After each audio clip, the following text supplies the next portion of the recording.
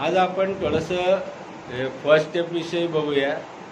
कारण काय होतं बघा, वारंवार जे रिलॅप्स होतात ते कशामुळे होत आहेत की सगळ्या प्रोग्राम माहिती आहे, सगळं कळतंय आपल्याला, आणि तरी पुन्हा पुन्हा ती प्यावीशी वाटते. पहिल्या स्टेपमध्ये काय आहे, आम्ही मान्य केले की आम्ही मध्यशक्तीपुढे हातबल आहोत पूर्णपणे आणि आमचे जीवन अस्तव्यस्त झालेले आहे. ती हातबलता काय आहे लक्षात आले का आपल्या? आपण दारू लिमिटमध्ये पिता येते का? सोशल ड्रिंकर बनता येते का आपल्याला? कायम प्यायलो की आतीच पितो. आती म्हणजे काय? आतीची डेफिनेशन अशी आहे की जेव्हा माझा कामधंद्यात प्रॉब्लेम येत आहेत, कुटुंबात प्रॉब्लेम येत आहेत, किंवा मला रियममध्ये यायची वेळ येते, तीच आती झाली. मी ते कुठला ब्रँड प्यायलो आणि 1 क्वार्टर प्यायली का 1.5 प्यायली याला काय अर्थ नसतो अशा वेळेला. किंवा कुणा बरोबर बसलो किंवा किती मोठ्या हॉटेलला बसलो याचा काही संबंध नसतो.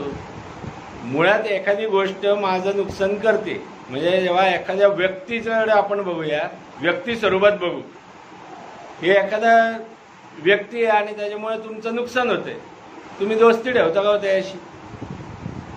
साधी गोष्ट आहे ना. किंवा वारंवार तो व्यक्ती माझं नुकसान करतोय किंवा मला फसवतोय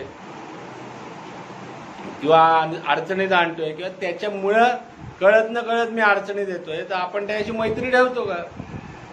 साधी गोष्ट आहे. ज्या दारूमुळे आपलं वारंवार नुकसान होतंय, वारंवार मला प्रॉब्लेम होत आहेत आणि तरीही मी ती पितोय.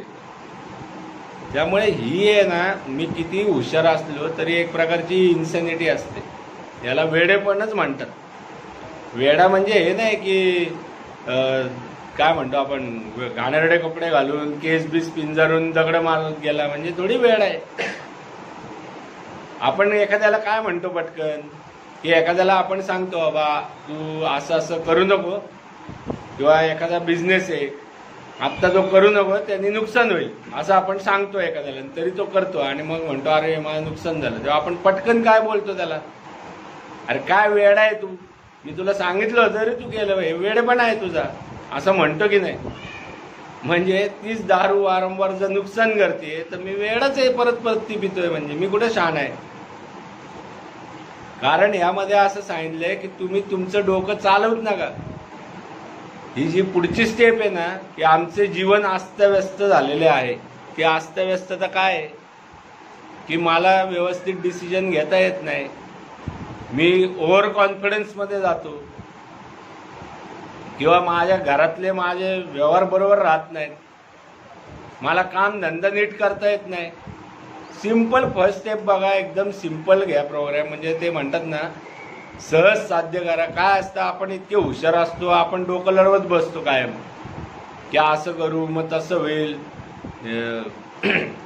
अमुक ठिकाणी एकटेच पिऊ, किंवा जेवण घेऊन बसून पिऊ, किंवा एकच दिवस प्यायची नंतर हात नाही लावायचा वगैरे, हे जे विचार आहेत हाच तो फसव्या आजाराचा भाग आहे.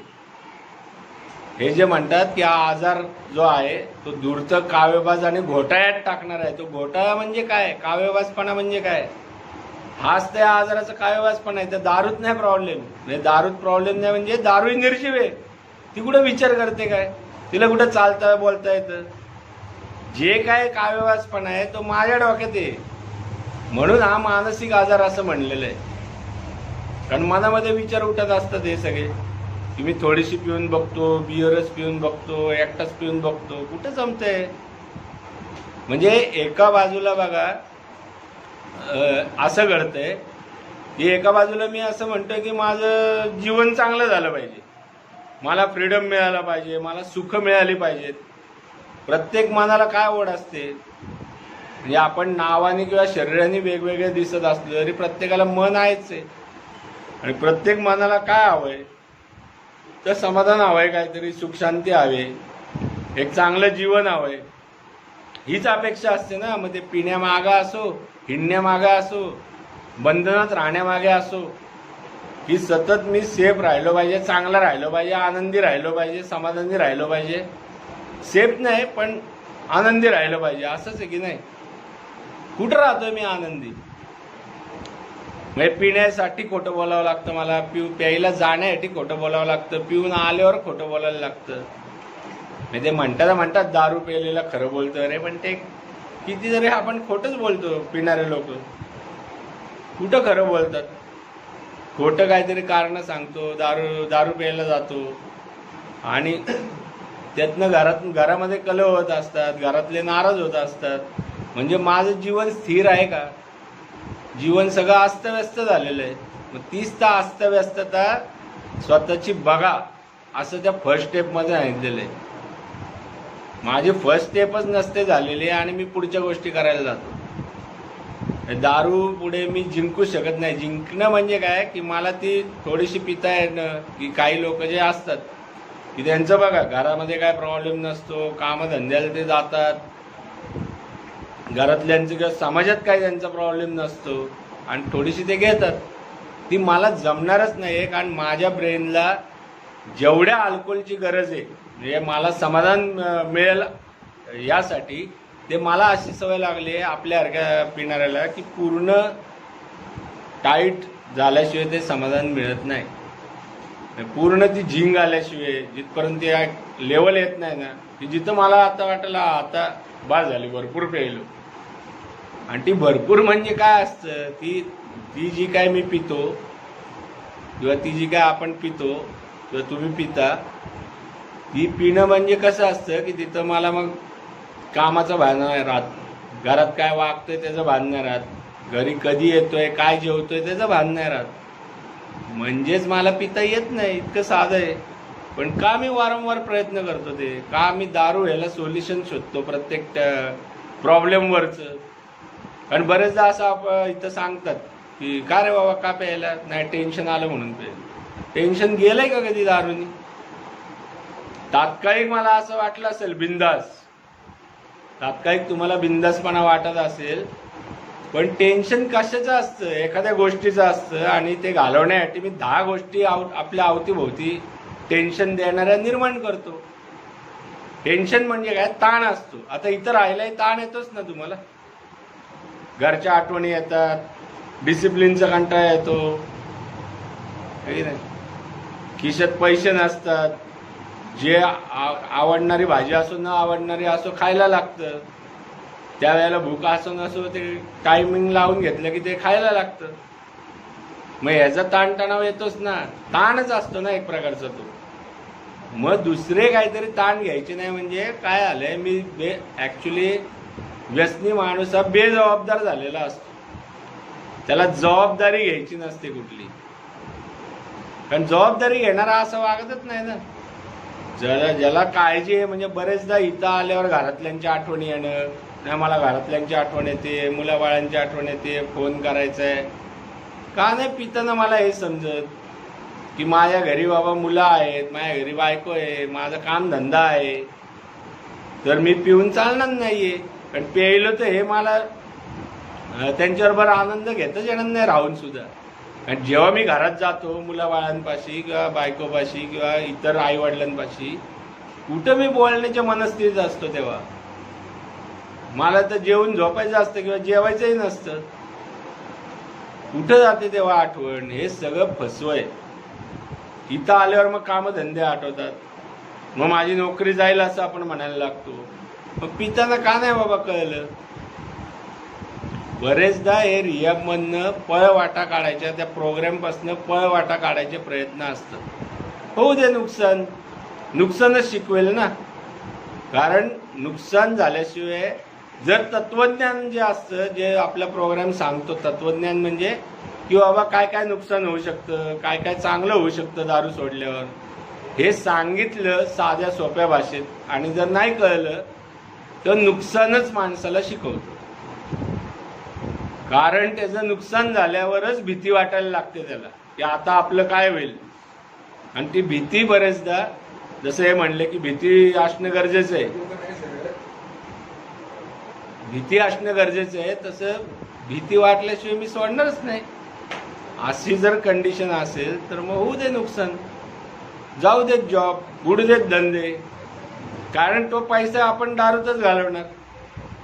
हे सगळं टिकवायचं कशासाठी? हे टिकवून येणारा पैसा परत मौज मजा करायला. ना आपली मौज मजा म्हणजे काय असतं पिणाऱ्याचं?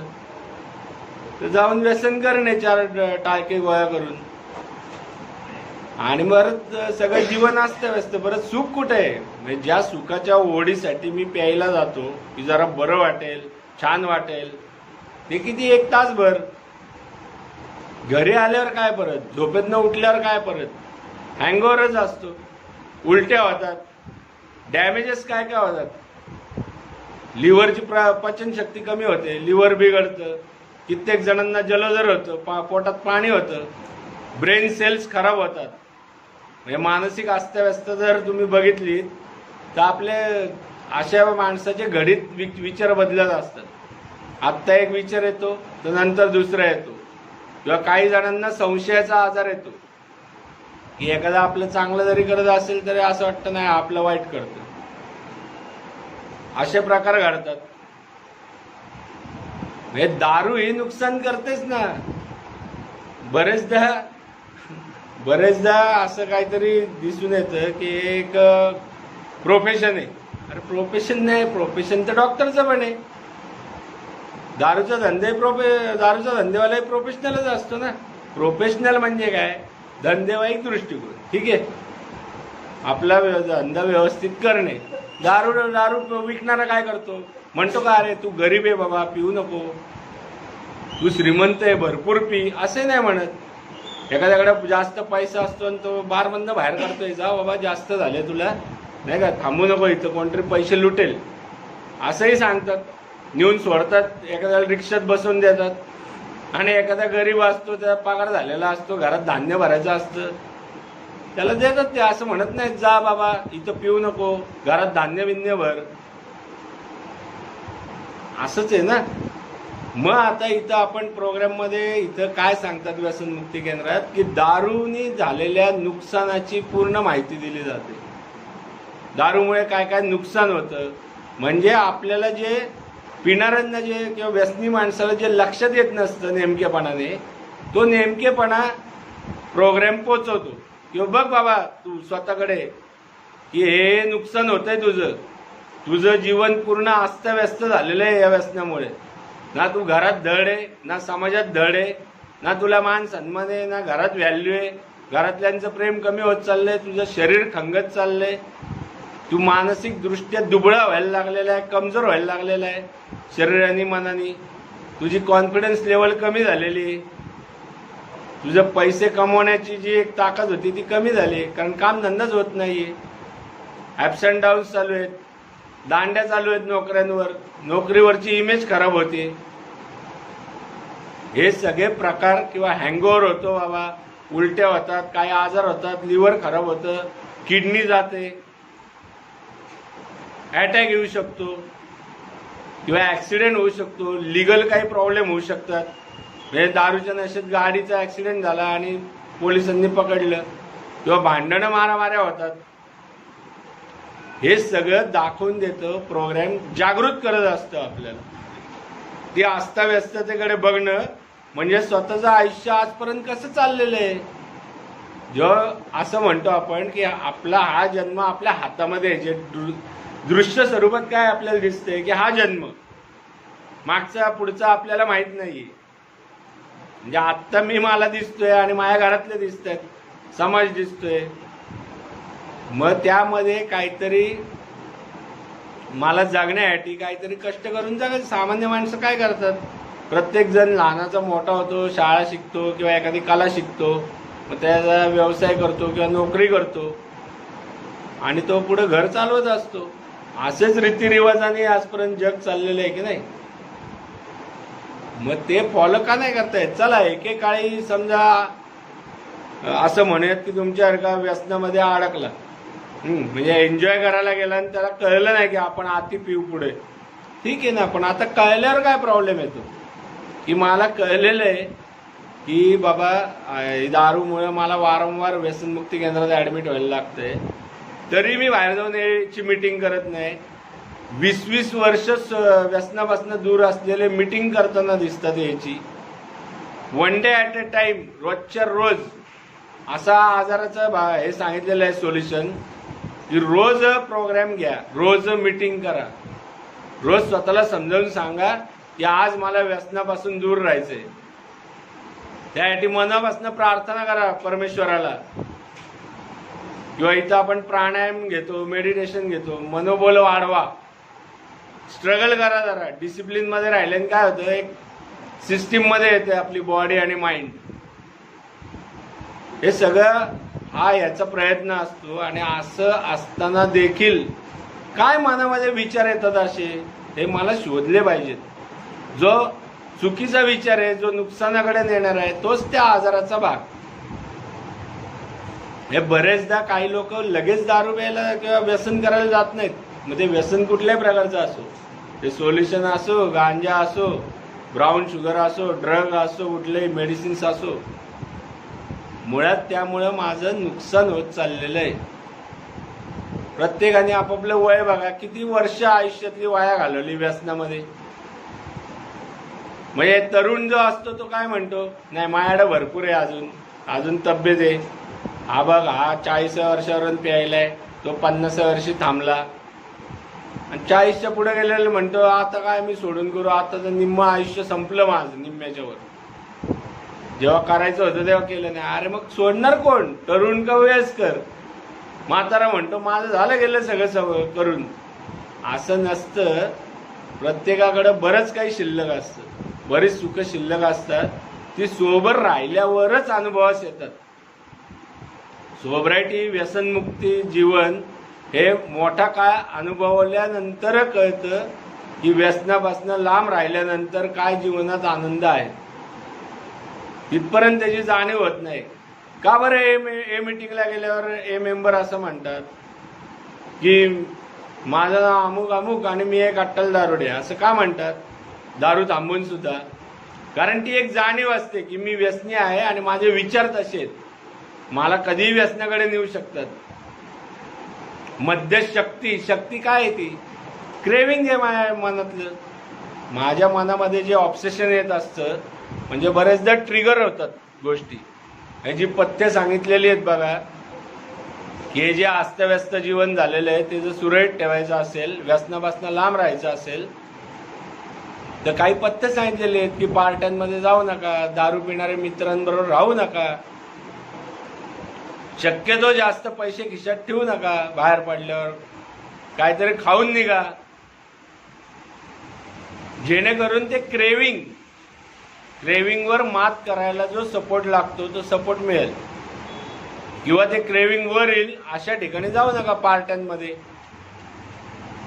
एकटं असं कुठले तरी मोठे डिसिजन घेऊ नका, कारण ते डिसिजन चुकतात. किती आजपर्यंत तुम्ही डिसिजन घेतले आणि ते बरोबर ठरले, ज्यातनं पुढे खूप खूप मोठे फायदे झाले दारू पिऊन ना, व्यसन करून. किंवा व्यसन थांबल्यावर ओव्हर कॉन्फिडन्स मध्ये मीटिंग न करता काहीतरी करायला गेलात आणि किती वेळा परत व्यसन सुरू झालं आठवा. पुन्हा पुन्हा तसं का होतं? कारण हा आजार आहे. इतकी लोक हे सिद्ध करतात थांबलेली, किंवा पुन्हा पुन्हा काही लोक पित आहेत तेही हे सिद्ध करतायत की हा आजार आहे. पण मूळ काय असतं की मला हा आजार मान्यच होत नाही. त्याचा प्रॉब्लेम असा आहे की हा इतका घोटाळ्यात टाकतो आजार की मी आजार हे मान्यच करायला तयार होत नाही. त्यामुळे उपचार मी घेतच नाही, उपचार मी ब्लॉक करून टाकतो. अशा वेळेला उपचार बंद करतो मी. म्हणजे ऐकत असतो सगळं, हा दारू पिऊन नुकसान झालं हे ते माहिती रे मला, असं म्हणतो. ग्रुप ऐकत असताना, मीटिंग ऐकत असताना असं म्हणतात, हा माहिती ते, हा इकडं पडला, ह्याचं असं झालं, अरे काय शेअरिंग होतं भारी, कसला मेंबर भारी बोलला, त्यातलं तू काय घेतलं? अरे तू तुझ्याशी रिलेट करून बघितलं का ते, की आपलं असं पिण्यामुळे काय काय यातल्या गोष्टी घडल्या आहेत. जेव्हा 4 मेंबर काहीतरी सांगत असतात मीटिंगमध्ये की बघा माझं एकेकाळी मी पित होतो आणि माझं जीवन असं झालं होतं, मी त्या जीवनामध्ये सकाळी मला हँगओव्हर व्हायचा, उलट्या व्हायच्या, घरातले वैतागायचे, घरात माझं लक्ष नव्हतं, त्यांना मी असा असा त्रास द्यायचो, शिव्या द्यायचो, पैसे द्यायचो नाही, ब्लॅकमेल करायचो, आणि माझे जॉब गेले किंवा धंद्यात हे नुकसान झालं. लोकांचे बघायचे दृष्टिकोन असे होते, हा काय व्यसनी आहे, याच्याकडे काय लक्ष द्यायचं. माझ्या बोलण्याला कोण महत्त्व देत नव्हतं फारसं. माझं ते खरं असो किंवा खोटं असो, पण फार कोणाला ज्यांना कळलेलं आहे हा व्यसनी आहे आणि हा काही करू शकतो, ते माझ्याकडे फारसं लक्ष देत नव्हते. जे चांगली लोक आहेत ती माझ्याबरोबर असणारी लोक कोण होती? ती माझ्यासारखी पिणारी होती, माझ्यासारखं वेडवाकडं वागणारी इन्सेन वेडी लोक होती. हा शब्द बोचणार आहे मनाला, पण तो खरा आहे की जो नुकसान करून घेतो वारंवार तो वेडा. इतकी साधी डेफिनेशन आहे वेडेपणाची. जो प्रयत्नच करत नाही सोबत राहण्यासाठी त्याचा कॅज्युअल अप्रोच असतो. त्याला वाटतच नाही मीटिंग मला सोबत ठेवेल, किंवा मी ज्या रिहॅबला राहिलं त्या रिहॅबला जाऊन फॉलोअप ठेवणं, किंवा पोट भरलेलं ठेवणं, दारूचे धोके जिथे येत त्या जागा टाळणं. त्याला असं वाटतच नाही ना की असं काही, म्हणजे त्याला वाटतच नाही की या गोष्टी कराव्यात. म्हणजेच काय केलेलं आहे अशा वेळेला की त्यांनी आजारच ऍक्सेप्ट नाही केलेला. आजार ज्याला ऍक्सेप्ट होतो म्हणजे तिथं थर्ड स्टेप येते ना की माझं जीवन मी काय म्हणतात परमेश्वराच्या हाती सोपवून देईन. सोपवून देणं म्हणजे काय की या प्रोग्राममध्ये जी पथ्य सांगितली ती पाळत जाणं. ती पाळत जो जातो त्यालाच ऍक्सेप्टन्स आलेला आहे आजाराचा, किंवा येत चाललेला आहे असं म्हणता येईल. म्हणजे काय एकदम ऍक्सेप्टन्स पूर्ण लेवलला येतो का? तर ऍक्सेप्टन्स असा येत जातो, डिनायल असा तुटत जातो.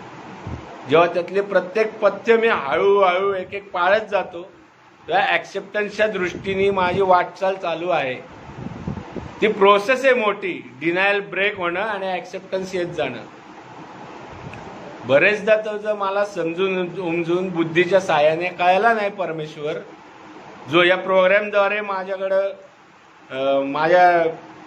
माझ्यावर काम करत असतो, तो जर मला कळलंच नाही, मी जर कॅज्युअल अप्रोच ठेवला, काय नाही ते सांगतात ते काय नाही एवढं काय नाही वगैरे असं म्हणलं, जाऊ दे मरू दे वगैरे, की संपलं.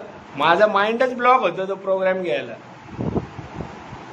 मी हे ऍक्सेप्टच करत नाही. माझ्या दुसऱ्याच डोक्यात गोष्टी असतात. माझ्या घरातले कसं वागले, मला कसं रिहॅबमध्ये ठेवलं, मला त्या वेळेला कोणी पैसे नव्हते दिले, मला कोण नाही म्हणलं होतं, मला त्यांची काय काय चुका आहेत, दुसऱ्यांनी काय काय चुका केल्या आहेत, हेच डोक्यामध्ये चालू राहणं, यालाच तर आजार म्हणतात.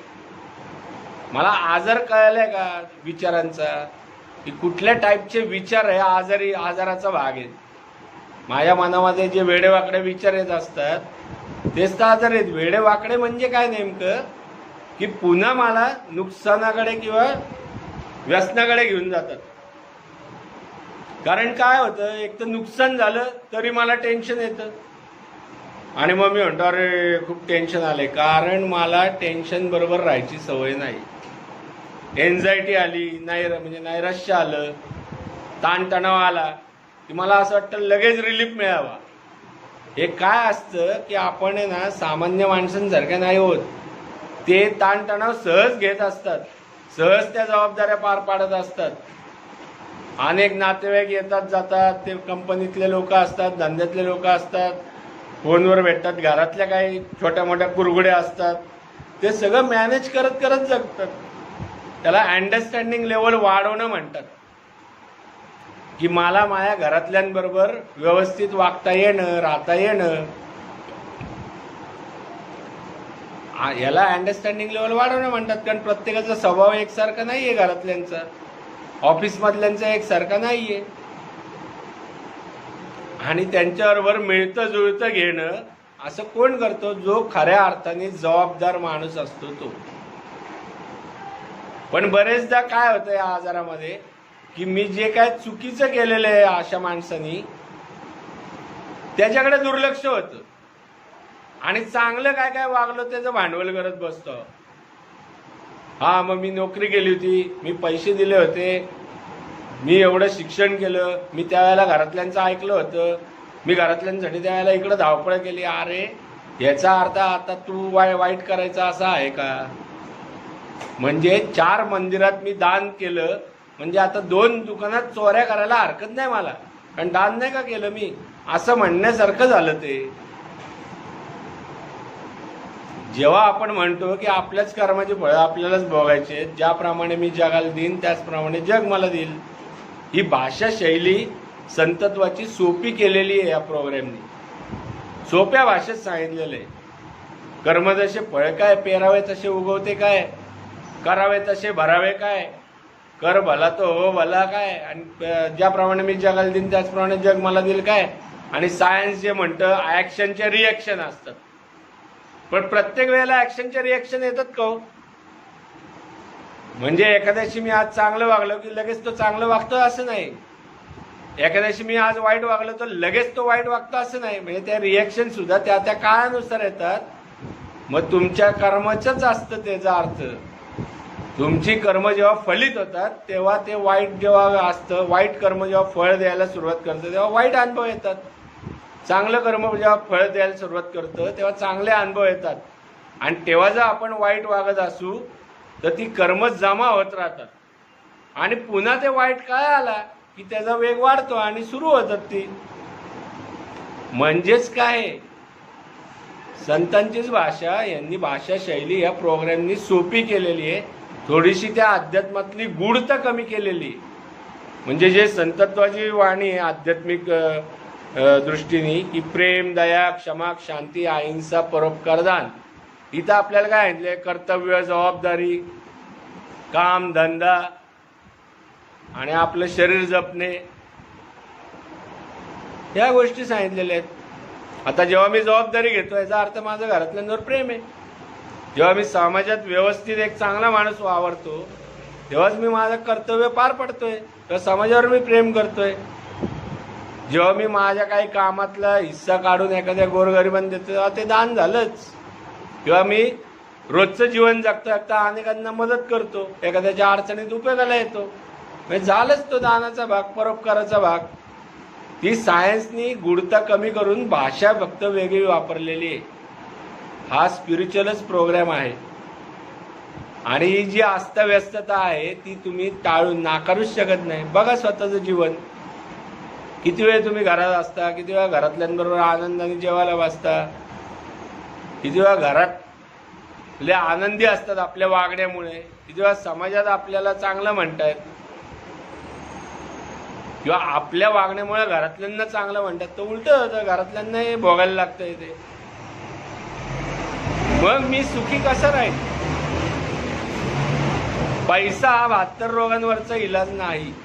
आणि अनेकांकडे पैसा असतो, अगदी पैशाच्या गादीवर झोपूनही ते ताणतणावात असतात की उद्या काय होईल, उद्या काय होईल. कित्येक लोकांना स्वतःचं जीवन जगायला वेळ सुद्धा मिळत नाही. आज हे नटनाट्या बघा, मोठे मोठे फिल्म स्टार बघा, मोठ्या मोठ्या इंडस्ट्रियल बघा, आहे का असे आले रोडवर आले कुठेतरी चहा प्यायले, गप्पा मारल्या, वडापाव घालला, असं होतं का? त्यांना कुठल्यातरी सिक्युरिटीत राहावं लागतं, सतत कोणतरी प्रश्न विचारत राहतं, सतत फोन येत असतील. स्वतःचं लाईफ कुठं असतं त्यांच्याकडे? तसं बघायला गेलं तर तो काम धंदा हेच लाईफ होऊन जातं त्यांचं. फिल्म स्टारला असं हिंटत ते कुठेही गेले तरी मीडियाला खबर असते की ते इकडे युरोपला गेले होते, अमुक ठिकाणी गेले होते. पर्सनल लाईफ राहतच नाही त्यांना. सुख कुठे आहे? पैसा 72 रोगांवरचा इलाज नाहीये. किंवा मी घरात पैसे देऊन मेहरबानी करत नाही, ती कर्तव्य आहेत.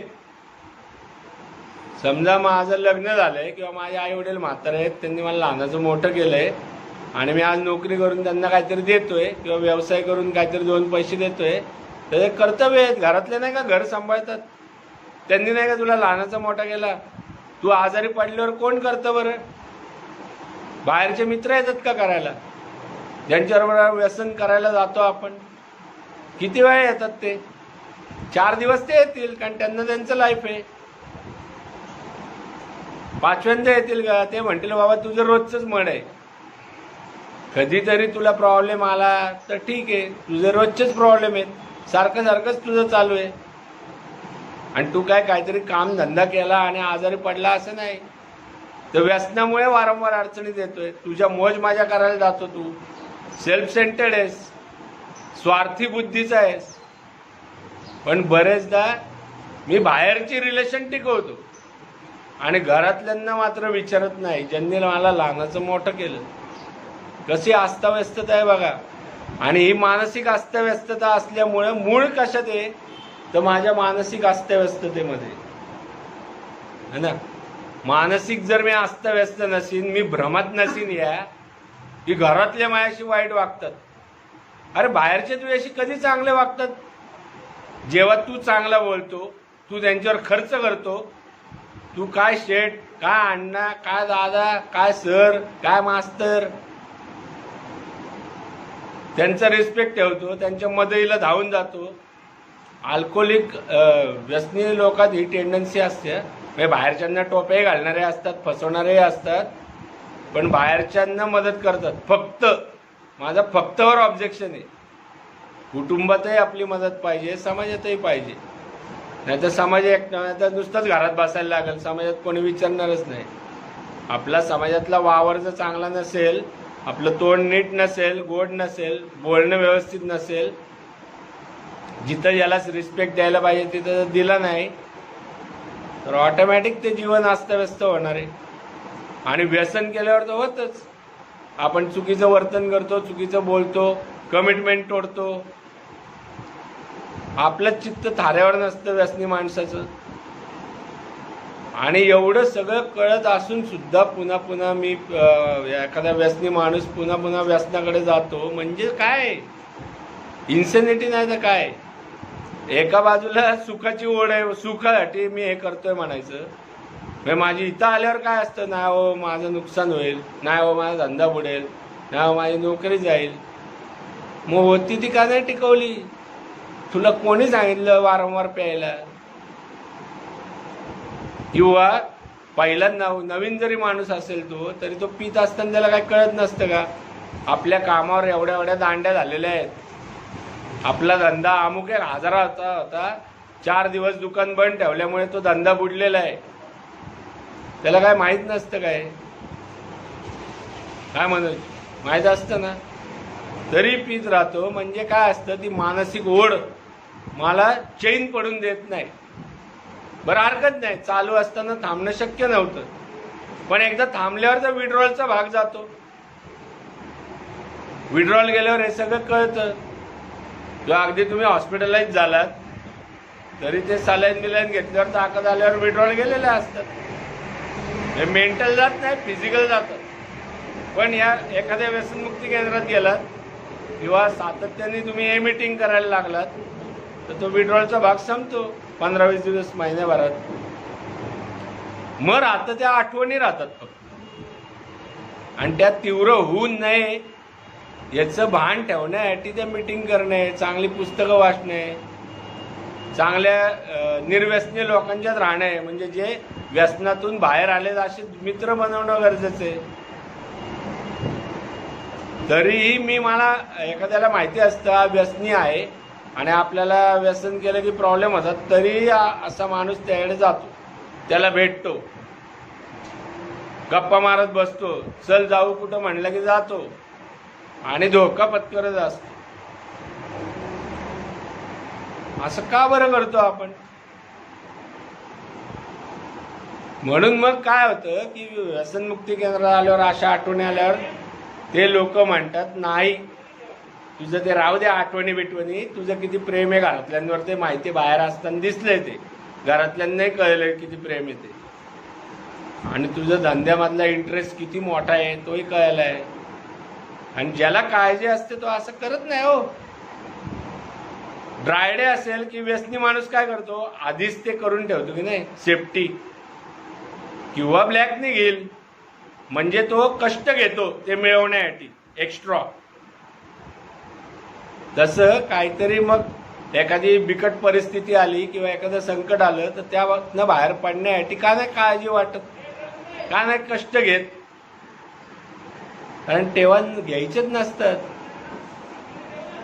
त्याच्याविषयी त्या जबाबदारीचं भानच नाहीये, घरातल्यांविषयी प्रेमच नाहीये, त्या फक्त स्वार्थी आठवणी आहेत. केवळ स्वार्थी आठवणी असतात त्या, की मी आता एखाद्या व्यसनमुक्ती केंद्रात आहे किंवा अडचणीत आलोय दारूमुळे, मग मला घरातल्यांची आठवण येते, मग मला घरातले गरजेचे वाटतात, मग चांगली लोक गरजेची वाटतात, मग एखादा हे मेंबर देवासारखा वाटायला लागतो. नंतर काय होतं, नंतर त्या जाणीवा संपतात. कारण तो आजार माझ्या मेंदूमध्ये धूर्त काव्यवाचपणे काम करत असतो की आत्ताची वेळ मारून न्या, ऐका, आणि दष्टपुष्ट झाल्यावर मी मोकळा परत व्यसन करायला, वाटेल तसं वागायला. आणि हा वाटेल तसं वागण्यापासूनच अडवण्यासाठी हा प्रोग्राम आहे की तुम्ही वाद जाऊ नये, कुठेही स्थिर राहा. नॉर्मल माणसं बघा, या सरकारी खात्यातली बघा काय काय लोक की आज जॉबला लागले आणि 20 वर्ष तो जॉब करत राहिले. हा ठीक आहे, काही घरगुती अडचणींमुळे 4 दांडे होत असतील किंवा लेटर देऊन काही सुट्टीवर असेल, आजारपण आलं म्हणून तो हॉस्पिटलला होता, 15 दिवस कामाला नव्हता, डॉक्टरचं सर्टिफिकेट देणं असेल, त्या योग्य गोष्टी आहेत, त्या ते करतात आणि रिटायर होतात आणि मग घरी बसतात. मग त्यांना असं वाटतं चला मग त्यांच्या एजप्रमाणे ते वागत असतात काहीतरी. मग मुलींची लग्न असतील, मुलांचं असेल, ते सगळं पार पाडून मग सुखाचा एक श्वास घेतात शेवटचा. म्हणजे कधी जरी प्रत्येकाला मृत्यू आहे तर तो येणारच आहे. काय असतं, हा आजार इतका भयानक आहे की तुमच्यात ताकद आहे फायनान्शियली, फिजिकली, तिथपर्यंत भान येत नाही त्याचं, तिथपर्यंत ती भीती वाटत नाही. डॉक्टर सांगतो अरे लिव्हरला सूज आली, तर मी म्हणतो लिव्ह 52 जर घेतली तर सूज जाते. सकाळी लिव्ह 52 घेतात आणि संध्याकाळी दारू प्यायला.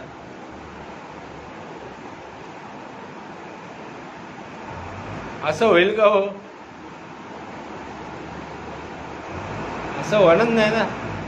म्हणजे दुधामध्ये मिठाचा खडा टाकण्यासारखं झालं ते विषच होणार, नासणारच आहे ते दूध. त्या लिव्ह 52चा उपयोग काय, त्या औषधांचा उपयोग काय, कधी विचार केला का या गोष्टींचा? नाही, कधीच नाही करत.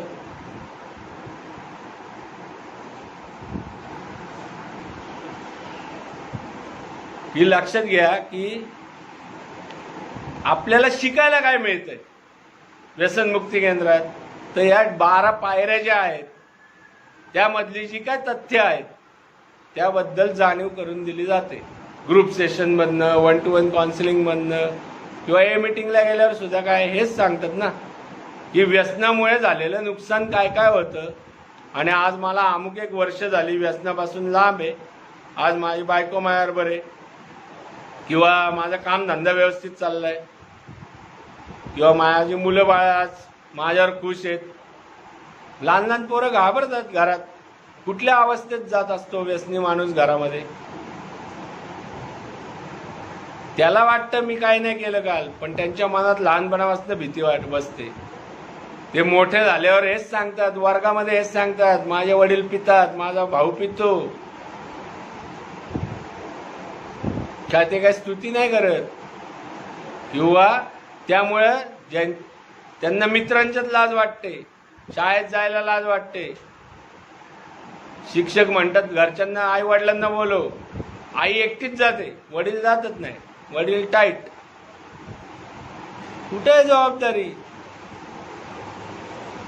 किंवा वडील पिऊन आले शिक्षकांसमोर तर शिक्षक काय म्हणतील अशी त्या मुलांना भीती राहते.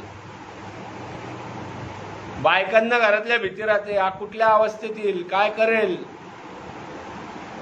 कितीतरी आपण व्यसनी लोक म्हणजे मग ते व्यसन दारूचं असो कुठले असो, कितीतरी त्रास समाजाला आणि कुटुंबाला देतो. आणि आपल्या अर्ध्या व्यसनी माणसाला सुधर म्हणलं आणि त्यासाठी थोडंसं बाबा राहा व्यसनमुक्ती केंद्रात, तर मग त्याला त्रास होतो भयंकर. असं होत नाही. त्या त्रासापासून तुम्ही पळालात तर दुसऱ्या त्रासांमध्ये अडकणार हे विधिलिखित आहे. 1935 साली संस्था ही चालू झाली आणि तेव्हापासून आत्तापर्यंत कुठलाही माणूस असा सापडला नाही की त्याचं दारू पिऊन भलं झालं, किंवा त्याला तो खूप पित होता आणि आता सोशल ड्रिंकर झालेला आहे. जो 1935 सालापासून आज 2020 म्हणजे 65 आणि 20 85 वर्षात जे घडलं नाही ते मला असं आपल्या हरक्याला वाटतं ते मी घडवीन, मला जमेल प्यायला, मी थोडीशी घेईन, आठवड्यात नाही एकदा घेईन. अरे नाही जमत बाबा, 100% नाही जमत. 100 नाही तर कॉम्प्युटरवर जेवढा आकडा बसणार नाही ना तेवढ्या टक्के नाही जमणार, जमतच नाही. ते एकदा कधीतरी जमलेलं असतं, त्यामागची बॅकग्राऊंड सिस्टीम अशी असते की भीतीग्रस्त असते, आणि मी पितो आणि मला जमतं आणि मला असं वाटतं मला जमलं. 2 दिवसांनी ते डेअरिंग वाढतं की मला जमलेलं आहे, आता मला जमेल मागच्या सारखं, आणि मी पितो आणि मग घसरत जाते गाडी. कुठं जमले, कुणाचा अनुभव आहे असा की त्याला जमलं व्यवस्थित प्यायला? पहिलाच घोट घातक असं का म्हणलेलं आहे की एक बूज तुमच्या तोंडाला लागलं ना की खलास, क्रेविंग चालू. त्या इच्छेची तीव्रता इतक्या पराकोटीला जाते की त्यावेळेला ना घरातले दिसतात, ना घरातल्यांचे आजारपणं दिसतात, ना पैशाच्या अडचणी दिसतात, ना माझी शारीरिक अवस्था दिसते आपल्या हरक्याला की किती बिघडली, काय मानसिक अवस्थेचं काय झालंय, मागच्या ट्रीटमेंट काय घेतली, किती त्रास झालेत मला आणि इतर समाजाला आणि घरातल्यांना. सगळ्या आठवणी शून्य होतात तेव्हा. तीच शक्ती आहे मद्याची, तीच त्या व्यसनाची ताकद आहे अफाट, आणि त्या ताकदीशी मला ताकदीपासून लांब राहायचंय. ती ताकद जास्त वर येऊन द्यायची नाही विचारांद्वारे, म्हणून ती सप्रेस करायला, ती अरेस्ट करायला हा प्रोग्राम आहे. दुर्दैव आहे आपल्या हरक्यांचं की आपल्याला आजार झालाय, त्यात सुदैव असं आहे की त्या आजारावरचा उपचार सापडलाय. काही लोकांना उपचारच नाही मिळत, कित्येक लोक व्यसनात अडकतात आणि तिकडच्या तिकडे मरतात ते. आणि त्या घरातल्यांना नंतर असं वाटतं, अरे असं आहे का, हे तू अशा ठिकाणी गेला होता का, व्यसन सोडायला सुटलं का? त्यावेळेला जर आम्हाला कळलं असतं ना तर आम्ही आमच्या मुलाला टाकलं असतं, किंवा मग आमच्या भावाला टाकलं असतं, किंवा माझ्या नवऱ्याला टाकलं असतं. असं कित्येक वेळेला काही काही बायका बोलताना मी ऐकलेलं आहे स्वतः. पण मला उपचार सापडल्यानंतरही जेव्हा आपल्यासारखा माणूस त्याला शिक्षा म्हणून घ्यायला लागतो की डिसिप्लिन लावला शिक्षा आहे, ड्युटी लावली शिक्षा आहे, माझ्या न आवडीचं जेवण आहे शिक्षा आहे, मला 2 महिने राहायला लागतंय शिक्षा आहे, मला काम करायला लागतंय शिक्षा आहे. प्रत्येक गोष्ट व्यसनी माणूस शिक्षा म्हणून घेत असतो, शिक्षा. आणि शिक्षा देतात म्हणल्यावर काय तयार होणार आहे? रिझेंटमेंट, खुन्नस, राग. आणि या भावनातनं ऍक्शन काय होतात की जातो आता घरी, दाखवतो, व्यसन करतो, आणि बघा माझी सुटली का एवढे दिवस ठेवून. अरे तुझी सुटली नाही म्हणजे तू जास्त बिघडलेला आहे, जास्त तुझा मेंदू गेलेला आहे. बाकीच्यांची सुटली ना 3 महिन्यात, तुझीच का नाही सुटली? कारण त्यांनी ते पॉझिटिव्हली घेतलं, त्यांनी उपचार म्हणून घेतले स्वतःवर करून, आणि सांगितलेलं ऐकलं.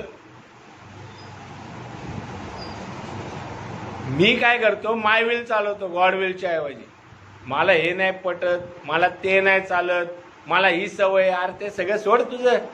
तुला काय नाही चालत ते नाही विचारलेलं, तुला काय आवडतं ते नाही विचारलेलं, तुला काय आवडेल उद्या. एखाद्या चोराला पकडून जेलमध्ये टाकल्यावर तो हे म्हणेल का, मला नाही आवडत जेल, मला ते चोऱ्या करत फिरायला आवडतं. हाणतील गे बांबूने पोलीस, कुत्र्यासारखे मारतील आहे ना लॉकअप मध्ये. आपल्याला इथं आजार असल्यामुळं आपल्याला शिकवलं जातं, बाबा अरे तुला नाही चालत वगैरे सोडून दे, हा उपचार आहे, हा पेशन्स वाढवण्यासाठी आहे, तुला जाणीव होण्यासाठी हे सगळं आहे. तुला सामान्य माणसं जे तू आत्ता करतोयस ना इथं काम, ते सहजतेने करतात, रोज करतात, कटकट न करता करतात. रविवारी टीडीए जरा जनरल टीडीए असतो, त्यातही मी टाळटा. अरे जो माणूस 20 मिनिटाच्या ड्युटीत किरकिर करतो तो 8-10 तास कसं काम करेल? जो प्रत्येक गोष्टीत काही व्यसनी लोक असतात ना, काहींना किरकिर किरकिर करायची सवय असते, सारखी कटकट, हेच का तेच का असंच का, चांगलं काय त्याकडे बघता येतं का? पॉझिटिव्ह माइंड आहे का? की मला काहीतरी सिस्टीम लागते बाबा, निदान मी योगा करतोय, पीटी करतोय, प्राणायाम करतोय, मेडिटेशन अगदी नाही झालं तरी मी शांत बसतोय तर 15-20 मिनिटं. कधी बसले का मी घरी असा डोळे मिटून 15 मिनिटं 20 मिनिटं? तेव्हा काही वाचले का फक्त आजचा दिवस? कधी दिनक्रम माझा आखलाय का मी?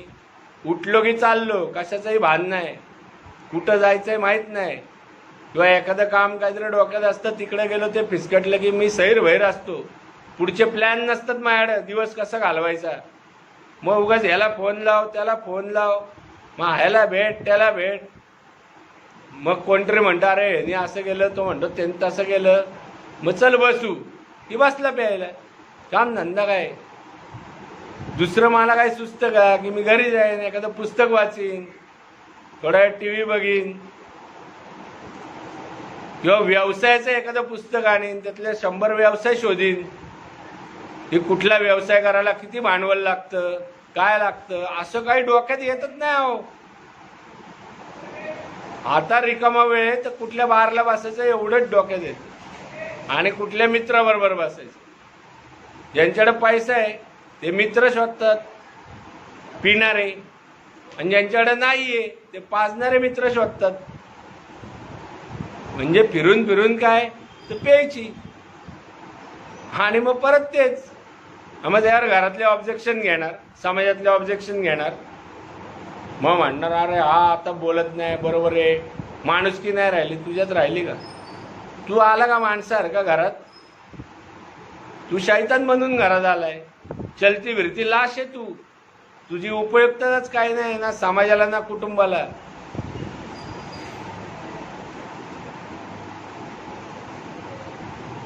जरुरी आहे का मी एखादं चांगलं काम केलं म्हणजे आता मी घरातल्यांना काही 2 गोष्टी देत असेल चांगल्या, तर त्याबरोबर 2 वाईट द्यायचा मला अधिकार आहे, असं काही सांगितलंय का कुठं?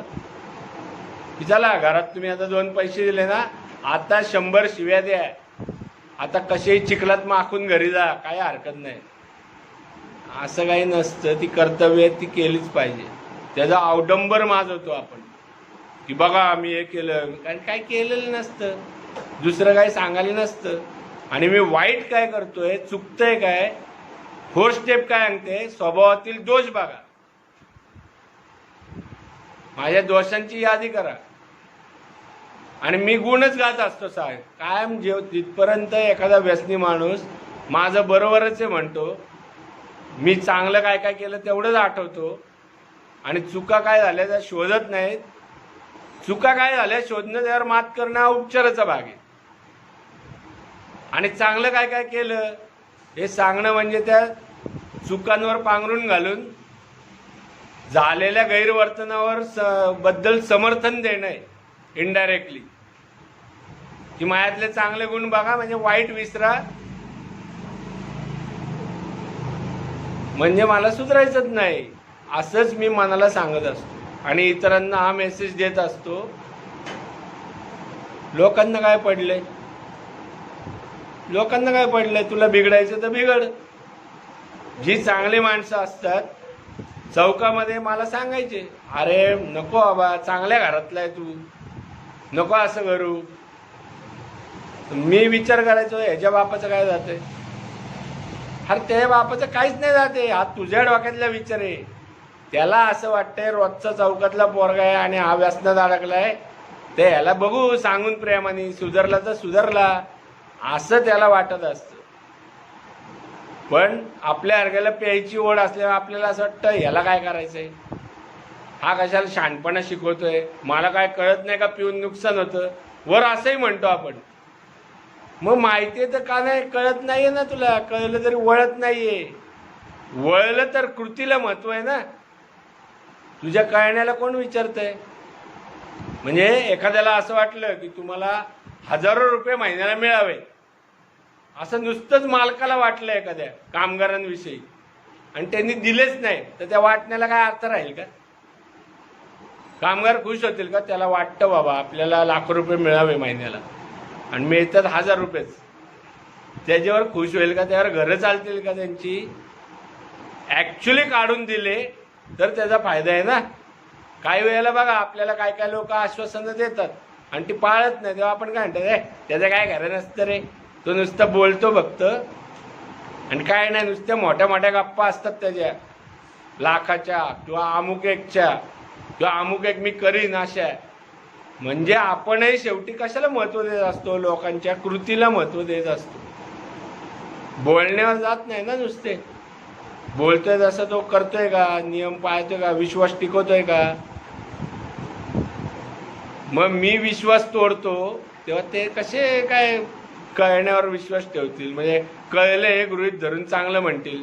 हा नाही नाही, त्याला तसं माहिती आहे दारूने वाटवलं होतं, त्या माहिती ना, मग हरकत नाही. आणि आपण त्याला हाणतोय काठीने घरात जाऊन की मला माहिती आहे दारून नुकसान होतं, मी ताटं फेकतोय, रात्री दारू वाजवतोय, उशिरा येतोय, घाणेरड्या अवस्थेत येतोय, घाणेरड्या भाषा वापरतोय. किती अस्तव्यस्तता आहे बघा जीवनात, किती वाईट चाललेलं आहे जीवन. आणि तरीही मला असं वाटतं की मी चांगलाच आहे. हा आणखीन त्या मोठ्या आजाराचा भाग आहे, अस्तव्यस्तता ही मानसिक. तरी मला असं वाटतं ठीक आहे, काही गुण आहेत पण ते मार खात आहेत असं म्हणलं तर ठीक आहे, पण एक वेगळ्या अहंकारात असतो आपल्यासारखा व्यसनी की नाही मला हे येतं, मला ते येतं. अरे काय नाही येत त्यासाठी तू इथं आहेस. तुला काही येतं यासाठी आणलेलं नाहीये. तुला काहीतरी छान येतं म्हणून तुला हे मध्ये नाही पाठवत येत की मीटिंग कर आणि हे सुधरव. तू पैसे देतो ना घरात, मीटिंग कर, कसे द्यायचे नाही ते शिकवतो आम्ही, अशासाठी नाही मीटिंग. तू चांगल्या प्रेमाने वागतो ना, कसं वाईट वागायचं ते ये शिकायला आमच्याकडे, अशासाठी यायच्या मीटिंग नाही येत. त्या मीटिंग कशासाठी आहेत की झालेल्या ज्या चुका आहेत, ज्या गोष्टी, ज्या विचारांमुळे मी चुकीच्या दिशेला जातोय, ती दिशा मला नीट चांगली मिळावी, ते योग्य विचार मला कळावे आणि ते टिकून राहावे 24 तास. म्हणून ते रोज ऐकायचे, रोज स्वतःला रिमाइंडर द्यायचंय, रोज चांगल्या संगतीत राहायचंय, रोज स्वतःचे विचार तपासायचे, रोज इन्व्हेंटरी घ्यायचे. हा त्या उपचाराचा भाग आहे. आणि करतच नाही असं आपण, आणि मग वारंवार रिलॅप्स होतात. मग हे मेंबर वाईट, रिहॅबवाले वाईट, घरातले वाईट आणि समाजातले वाईट. सत्य काय? सत्य असं आहे की त्या व्यसनी माणसाला व्यसनापासून लांब राहता येत नसतं आणि ते राहण्यासाठीचे योग्य प्रयत्न आहेत ते करायचे नसतात. हे सत्य आहे. अदरवाईज जर आपण म्हणतो ते सत्य असेल तर प्रत्येकच व्यसनी माणूस सुधारलेला दिसलाच नसता. इथं आपण जेवढे लोक बसलेलो आहोत तेवढ्या सगळ्यांच्या अडचणी जर पुस्तकात लिहिल्या तर, आणि जर ए मध्ये गेलो, जे थांबलेले मेंबर आहेत, मी 100% सांगतो त्या सगळ्या अडचणी त्यातल्या कुठल्या ना कुठल्या मेंबरला येऊन गेलेल्या असणार आहेत. त्या अडचणींवर त्यांनी मात केली, म्हणजे हे शक्य आहे प्रोग्रामद्वारे. पण ज्याला प्यायचे त्याला ते करायचं नसतं, त्याला ते त्रास घ्यावाशी वाटत नाही. रिकव्हरीमध्ये एफर्ट्स आहेत. त्यामुळे जाणीवपूर्वक जेव्हा मी फर्स्ट स्टेप बघीन ना, अस्तव्यस्तता माझी कशी झालेली आहे, कसं मी नुकसानाकडे चाललोय, कशी माझी सुख मीच हेरावून घेतोय, कसं माझ्या कुटुंबापासून मीच मला तोडतोय. म्हणताना आपण म्हणतो कुटुंबातल्यांनी तोडलं मला, समाजातल्यांनी तोडलं. तू प्रवृत्त केलं, भाग पाडलं त्यांना स्वतःला तोडायला, कारण तुझं वागणं नॉर्मल माणसासारखं नव्हतं. नाही, एकेकाळी माझ्याशी चांगलं बोलाय, एकेकाळी तू माणसासारखं वागत होतास. आता तुझ्या प्रवृत्ती बिघडल्या, तू बदललाय, त्यामुळे समाज बदलला. तू बदलला म्हणून कुटुंबातली लोक बदलली. सुरुवात तू केली, कुटुंबानी समाजाने नाही. तर ज्यांनी सुरुवात केली त्यांनी थांबवायचं असतं ते आणि परत पहिल्या वळणावर यायचं असतं. नो एंट्रीत गाडी गेली की पोलीस धरतो ना, अदरवाईज नाही अडवत. आणि अडवलं तरी जर आपल्याला लायसन असेल ते हेल्मेट असेल तर सोडून देतो, नाही तर म्हणतो फाडा पावती, नाही तर कोपऱ्यात जाऊन काहीतरी द्यावं लागतंय. कधी घडतं जेव्हा मी रॉंग असतो तेव्हा, म्हणजे सगळं मीवर आहे ना. म्हणून असं सांगतात की हा प्रोग्राम सेल्फिश आहे, स्वतःमध्ये बदल करा. प्रार्थना काय सांगते की जी परिस्थिती मी बदलू शकत नाही, म्हणजे दुसऱ्यांना मी नाही बदलू शकत, त्यासाठी प्रसन्नता मला दे, शांतता दे. आणि जी परिस्थिती मी बदलू शकतो म्हणजे मी मला नक्की बदलू शकतो, कारण ते माझ्या हातात असतं. लोकांना मी सांगू शकतो, बदलवू नाही शकत. एखादा मेंबर दुसऱ्या मेंबरला सांगू शकतो की बाबा हा व्यसनाचा आजार आहे. एखादा काउन्सिलर सांगू शकतो, बघे बाबा पिऊ नको, ऐक, यांनी नुकसान होतंय. वारंवार तो विनवण्या करू शकतो, सांगू शकतो, बदलवू नाही शकत. बदलवतो कोण? जो ऐकत असतो तो स्वतः बदल करू शकतो. म्हणून त्या ह्याच्यात म्हणले की कुठली परिस्थिती मी बदलू शकतो हे ओळखायची ती प्रार्थना, तर मी बदलू शकतो. मला ही सुद्धा एक अस्तव्यस्तता आहे मानसिक, की मला हेच नाही कळत की मला काय बदलता येणार आहे. आपण व्यसनमुक्ती केंद्रात जातो, व्यसनमुक्ती केंद्रातले नियमच बदलायला सुरुवात करतो. नाही तो योगा असा घेतला तर, जेवण तसं दिलं तर, ग्रुप इतक्या वाजता घेतला तर बरं होईल. जे वातावरण आहे त्याच्या बरोबर ऍडजस्ट करा, कारण ऍडजस्टमेंटची त्यातनं सवय लागते. मला मनाविरुद्ध वागायची सवय लागते, हा उपचाराचा भाग आहे. आणि तसं म्हणलं की मला शिक्षा वाटते, माझा इगो मध्ये येतो, मला राग येतात, कारण ती शिक्षा म्हणून घेतो मी. तिथं सामंजस्य नसतं बघा, समजूतदारपणा नसतो. पण आपल्या अर्ध्याला वारंवार वाटतं की लोकांनी मला कायम समजून घ्यावं, आणि मी मात्र घ्यायला तयार नसतो. हाच तो दोष असतो. आणि लोकांनी कायम घेत राहावं किंवा राहतील, हा त्या आजाराचा भाग असतो. लोक एक दिवस थकून जातात आणि म्हणतात हे बास कर रे बाबा तुझा शहाणपणा, किंवा वेगळ्या मार्गे ते टाळतात.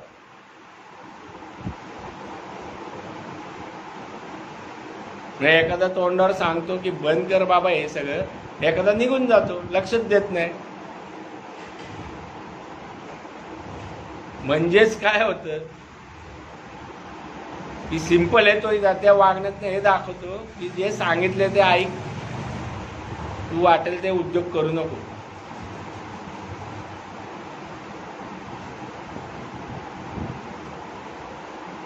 असं ते सगळं असतं. त्यामुळे त्या मानसिक अस्तव्यस्ततेकडेच बघणं जास्त गरजेचं आहे, कारण मानसिक अस्तव्यस्तता असेल तर पुढच्या अस्तव्यस्तता होतात. म्हणजे मग कौटुंबिक होणार आहेत,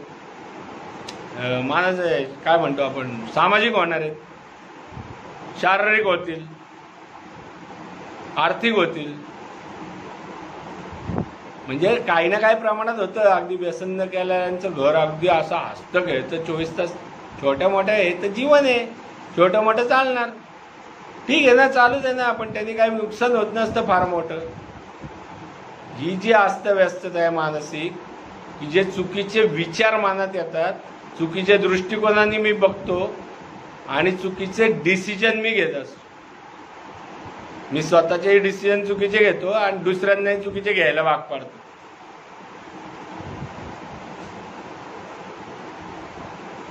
जो वाईट वाढणार आहे तो दुसऱ्याला वाईटच सांगणार आहे. म्हणून मी इथं सांगतो, एकमेकांना सल्ले देऊ नका.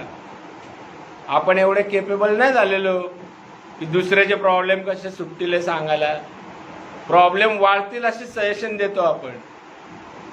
वाईट माणूस दुसऱ्याला काय सांगणार आहे, वाईटच शिकवणार आहे. जेव्हा मित्र परिवारात मी राहायचो तेव्हा मी म्हणलं एकदा फोनवर, अरे आई सोडत नाही मला घरातनं, ते जरा काल राडा झाला, मला येतात नाही. तो मग त्यांनी मला आयडिया सांगायला सुरुवात केली, घरातल्यांना कसं चिवत्या बनवायचं शिकवायला सुरुवात केली.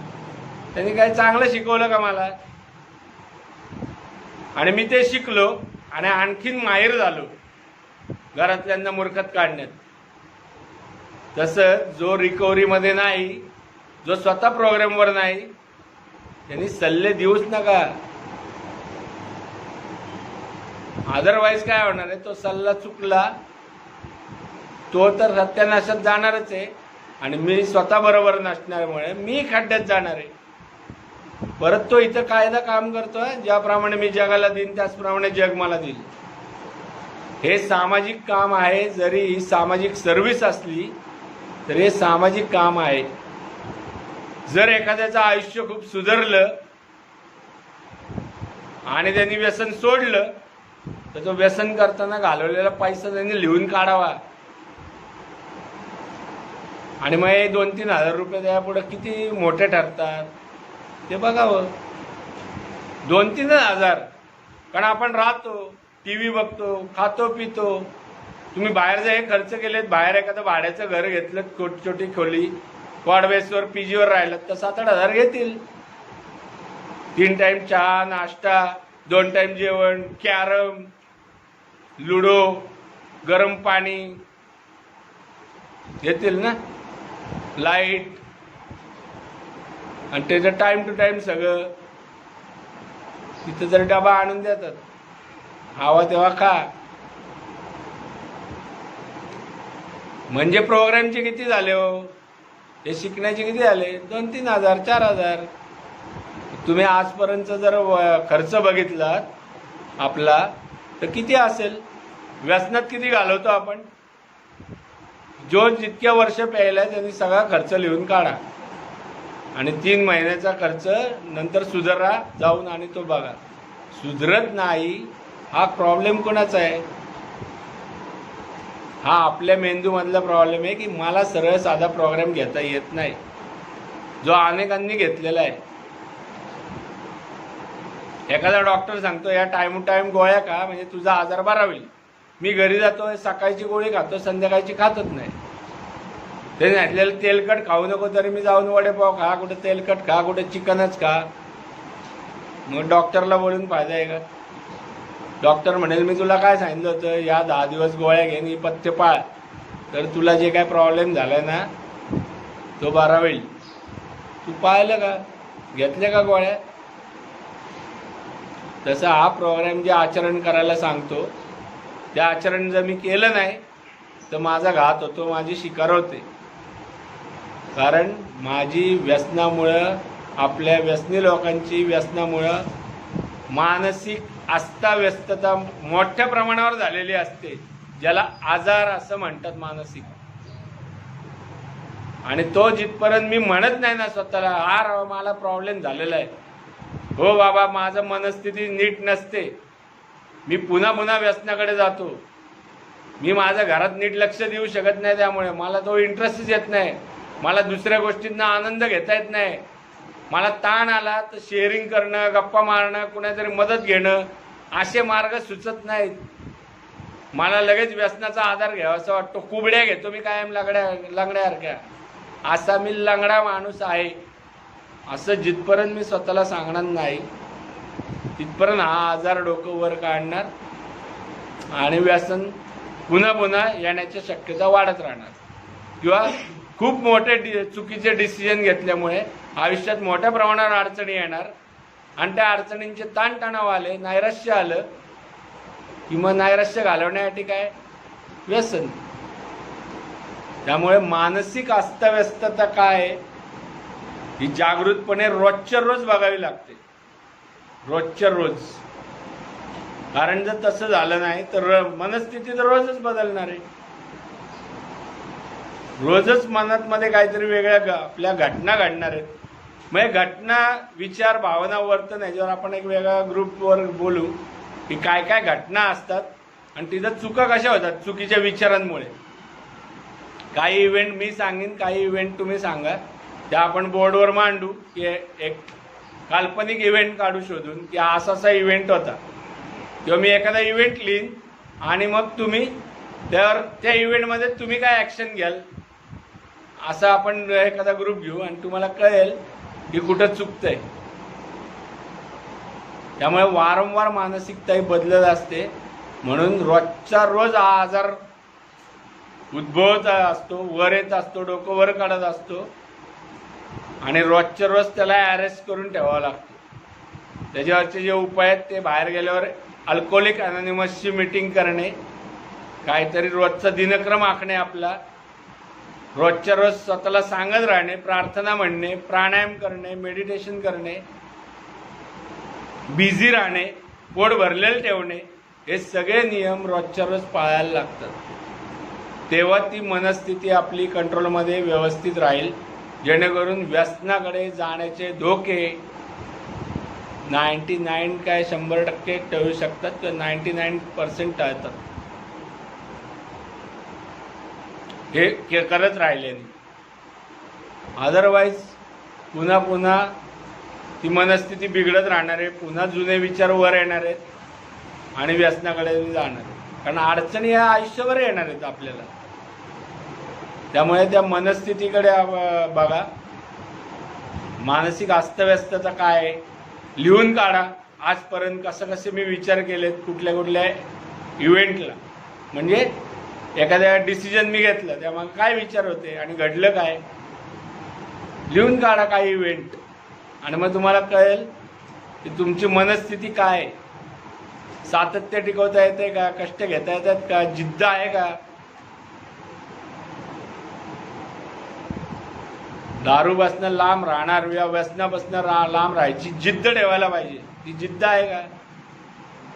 जेच्या बोर्डावर लिहिलेलं असतं मीटिंगमध्ये, जिद्द, सातत्य, चिकाटी, संयम, पेशन्स ठेवायला लागतात. अदरवाईज हे होत नाही. त्यामुळे मानसिक अस्तव्यस्तता जर बघितली बारकाईनी, तर पुढच्या ज्या एवढ्या अस्तव्यस्तता सांगितल्या, शारीरिक, कौटुंबिक, आर्थिक, त्या आपोआपच नीट होतात. हे मूळ आहे ते मानसिक अस्तव्यस्तता येते. ह्याच्यावर काही प्रश्न उत्तर असतील तर आपण बोलू. हे सेशन इथंच थांबवतो कारण बराच वेळ झाला.